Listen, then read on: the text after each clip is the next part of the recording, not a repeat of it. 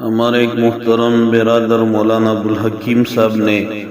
ایک سوال پوچھا ہے کہ دو فرض نمازوں کو ایک وقت میں پڑھنا کیسا ہے؟ تو محترم مولانا صاحب دو فرض نمازوں کو ایک وقت میں کسی عذر سے جمع نہ کریں، نہ سفر میں، نہ حضر میں، نہ بیماری میں، کیونکہ یہ حرام ہے، اور ہر نماز کو اپنے وقت کے اندر پڑھنا فرض ہے۔ اس میں تاخیر کرنا گناہ ہے، اگرچہ بعد میں بھی پڑھنا فرض ہے۔ اور جمع کرنے کی ایک صورت یہ ہے کہ بعد والی نماز پہلے والی نماز کے وقت میں پڑھی جائے، مثلا ظہر کے وقت میں ظہر کی نماز کے بعد عصر کی نماز بھی پڑھی جائے، تو اس صورت میں عصر کی نماز فاسد ہو جائے گی، کیونکہ وقت سے پہلے نماز پڑھنا جائز نہیں۔ ایسی صورت میں عصر کی نماز کو عصر کے وقت میں دوبارہ پڑھنا لازم ہوگا۔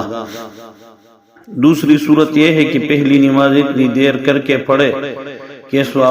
اس کا وقت جاتا رہے، یعنی دوسری نماز کے وقت میں پڑھے، مثلا عصر کے وقت میں پہلے ظہر کی نماز پڑھے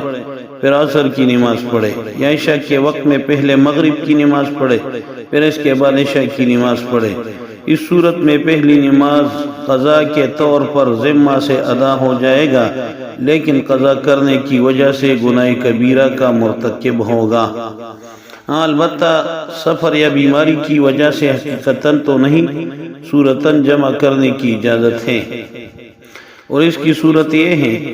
کہ پہلے وقت کی نماز کو اس کے آخری وقت میں ادا کرے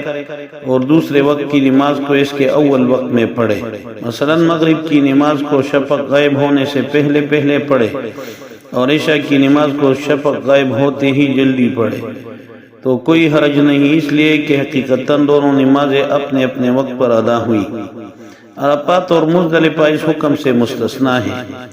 عرفات میں مسجد نمرہ کی امام کی اقتداء میں ظہر اور عصر ظہر کے وقت میں پڑھی جائیں، اور مزدلفہ میں مغرب اور عشاء کی نماز عشاء کے وقت میں ادا کی جائیں، اور مزدلفہ میں دونوں نمازوں کو جمع کرنے کے لیے امام کی شرط نہیں ہے، اور عرفات میں مسجد نمرہ کے امام کی شرط ہے، ورنہ وہ اپنے اپنے خیمے میں اپنے وقت پر نماز ادا کریں۔